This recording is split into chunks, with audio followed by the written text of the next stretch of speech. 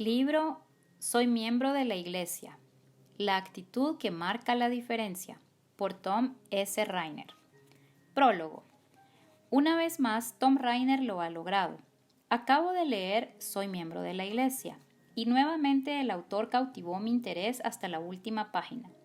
Mientras avanzaba en la lectura, pensaba en los miembros de mi iglesia y en mi mente diseñaba estrategias para el uso de este extraordinario texto.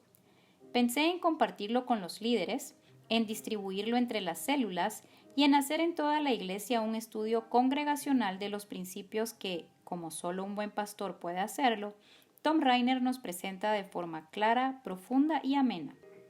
3 preguntas vinieron a mi mente durante la lectura. ¿Quién ama a la iglesia? ¿Qué busco? ¿Una iglesia grande o una gran iglesia? ¿Qué haces aquí, Elías? Título: ¿Quién ama a la iglesia? Cada vez encontramos más personas que manifiestan una gran admiración hacia Jesús, pero un gran rechazo a la iglesia por la cual él murió. De cierta manera, el apóstol Juan rechazó tal actitud cuando acusó de mentirosos a los que profesaban sentimientos semejantes. Si alguno dice, yo amo a Dios, y aborrece a su hermano, es mentiroso, pues el que no ama a su hermano a quien ha visto, ¿cómo puede amar a Dios a quien no ha visto? 1 Juan 4:20. Lo mismo podríamos decir acerca de un proclamado amor a la Iglesia universal, al tiempo que se distancia de la Iglesia local. ¿Cómo podemos amar y servir a la Iglesia universal si no es a través de la Iglesia local? Necesitamos gente comprometida con la Iglesia en su expresión de congregación local. Tom Rainer llama a este compromiso membresía bíblica. Solo este tipo de miembro se une como obrero a la labor de Jesús de edificar la iglesia. Título: ¿Qué busco? ¿Una iglesia grande o una gran iglesia? El Nuevo Testamento presenta diversos modelos de iglesias, algunas conformadas por pequeños grupos caseros y otras por multitudes reunidas en lugares públicos. En cada caso, lo importante fue siempre ser una gran iglesia. En Soy miembro de la iglesia, Rainer nos enseña que en una gran iglesia sus miembros no son estáticos, sino que funcionan, no dividen, sino que unen, no procuran satisfacer sus propios gustos, sino los de Dios y los de otros hermanos. Miembros que se ocupan en oración por sus ministros, integran sus familias a la vida saludable de iglesia y atesoran la membresía congregacional como un precioso regalo. Título: ¿Qué haces aquí, Elías? Elías había orado durante varios años para que no lloviese, había resucitado al hijo de la viuda y multiplicado el aceite y la harina, también había enfrentado a los profetas de Baal. Sin embargo, ahora lo encontramos detenido, paralizado por las amenazas de una mujer. Y cuando lo oyó Elías, cubrió su rostro con su manto y salió y se puso a la puerta de la cueva. Y he aquí vino a él una voz diciendo, ¿qué haces aquí, Elías? 1 Reyes 19:13. La pregunta que Dios hace a Elías es la misma que dirige a su iglesia y a cada creyente. ¿Qué haces aquí? ¿Por qué estás detenido? ¿Por qué estás abatido? ¿Por qué no avanzas? Y la palabra libertadora que salió de la boca de Dios la leemos en el versículo 15. Ve. Dios lo impulsa a seguir adelante, a salir de la cueva, del encierro, del temor, a moverse y a continuar con su ministerio que aún no acababa. En Soy miembro de la iglesia, una vez más Dios nos exhorta a ser miembros bíblicos del cuerpo de Cristo. No figuras decorativas, sino piedras vivas. Tom Rainer logra demostrar en este libro que no basta con asistir a una iglesia, necesitamos ser miembros bíblicos y descubrir que Dios nos salvó con un propósito: servir. Escrito por el Dr. Luis Ángel Díaz Pavón. Introducción. La historia de 2 miembros de iglesia. Hace meses Miguel y Esteban comenzaron a reunirse los lunes a las 6 de la mañana para desayunar juntos. En principio pensaron que solo se reunirían una vez. Se habían conocido en un grupo de estudio bíblico para parejas que funcionaba en la iglesia. Por diversas razones, congeniaron de inmediato y comenzaron a hacerse buenos amigos. Cuando Miguel sugirió desayunar juntos aquel lunes de mañana, Esteban accedió con gusto. Disfrutaron tanto ese tiempo que sus encuentros se convirtieron en una rutina semanal. Rara vez dejaban de encontrarse los lunes por la mañana. Al principio la conversación giraba en torno a los deportes, la familia y la política. Tenían mucho en común. Miguel tenía 41 años y Esteban 39.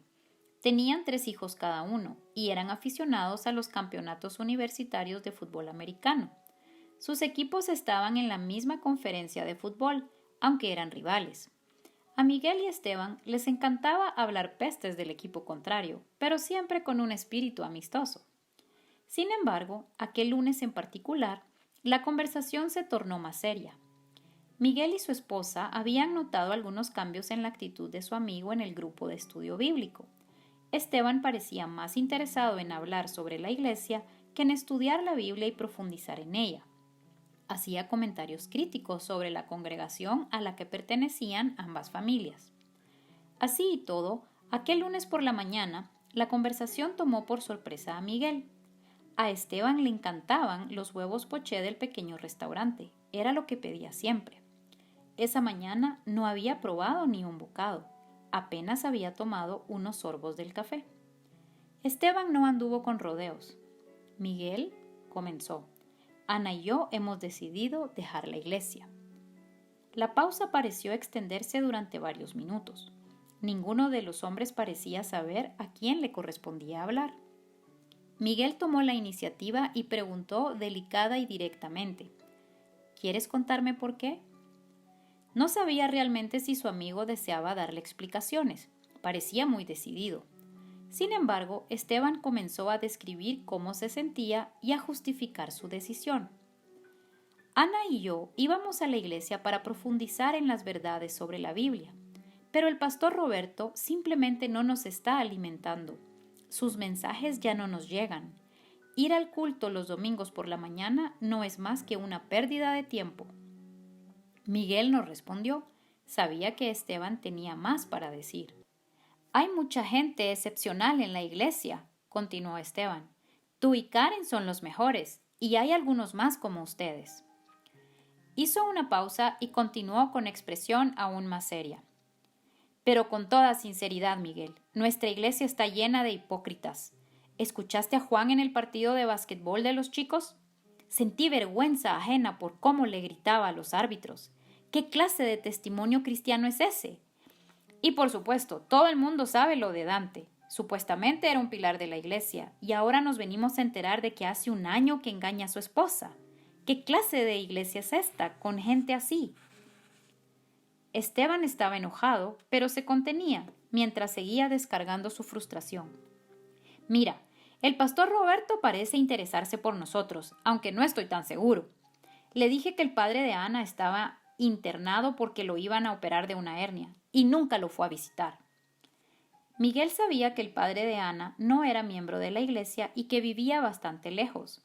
También sabía que el pastor lo había llamado y orado con él, pero entendió que cualquier refutación no sería apreciada en ese momento, así que se mordió la lengua. Esteban empezó a dejar de despotricar y a calmarse. Parecía agotado, deseoso de poner fin a la conversación. Sin embargo, antes hizo algunos comentarios agudos y 2 preguntas inteligentes. Miguel, tú, Karen y tus chicos nos caen realmente bien. Son buenas personas, de verdad. Comentó e hizo una breve pausa. Pero parecen estar fascinados con la iglesia. Se la pasan sirviendo, colaboran siempre.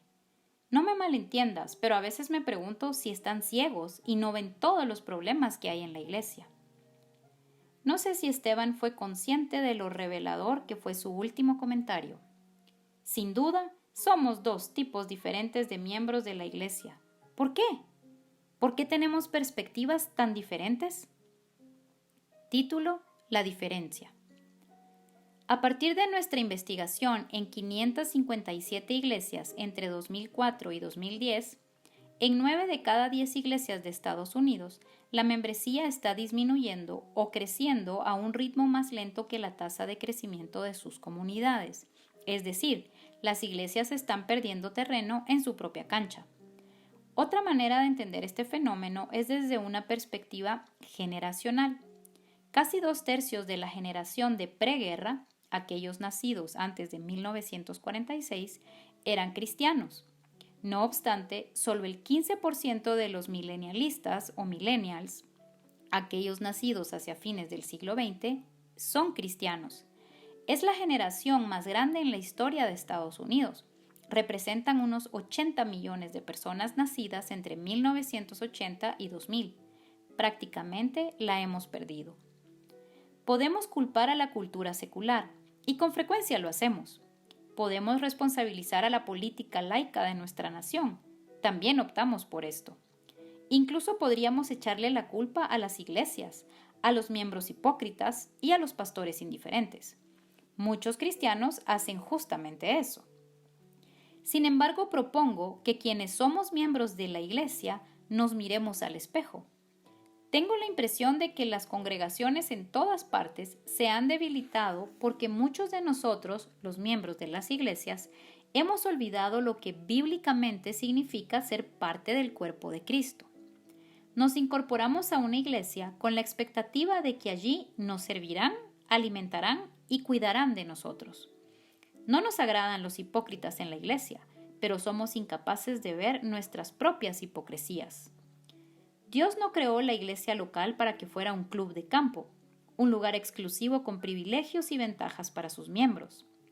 Nos puso en las iglesias para servir, para cuidar a otras personas, para orar por las autoridades, para aprender, para enseñar, para dar y, en algunos casos, para morir por causa del Evangelio. Muchas iglesias están débiles porque algunos hermanos no entienden en absoluto lo que significa ser miembro, o lo entienden mal. Es hora de aclarar esto y de participar de la iglesia como Dios quiere. Ya es hora de dar y de dejar de reclamar derechos. Título: La travesía. Quisiera que me acompañaras en este viaje de descubrimiento o de redescubrimiento del privilegio y el gozo de pertenecer a una iglesia. Pero antes de enredarte en lo que significa ser miembro de una iglesia, lee primero el siguiente capítulo breve. Después encontrarás a lo largo del libro 6 pasos para dar, con cuidado y en oración. Una vez dado cada paso, estemos dispuestos a asumir un compromiso, un verdadero compromiso con nuestra iglesia. Cuando termines esta travesía, seguramente habrás conseguido 2 cosas. Primero, tendrás una actitud nueva o renovada hacia tu iglesia. Habrás aprendido el gozo de ser el último en vez de procurar ocupar siempre el primer lugar. Ya no serás un cascarrabias que se queja todo el tiempo de lo que está mal en tu iglesia, sino que tendrás una visión de unidad que procura lo mejor para la congregación. Segundo, tu iglesia comenzará a cambiar. Será más saludable porque uno de sus miembros gozará de mejor salud, y a medida que la iglesia recobre su salud, tendrá un mayor impacto en su comunidad y en el mundo. Tal vez descubramos que nuestra nación está en muy mal estado porque nuestras iglesias no gozan de buena salud y 9 de cada 10 iglesias están perdiendo terreno. Eso puede cambiar, contigo, a partir de ahora mismo. Yo soy miembro de la iglesia. En estas páginas descubrirás qué significa eso realmente. Espera ver cambios en tu vida. Prepárate para ver cómo cambia tu iglesia. Observa el impacto de tu iglesia en la comunidad y, ¿por qué no?, en el mundo entero. Final de la introducción.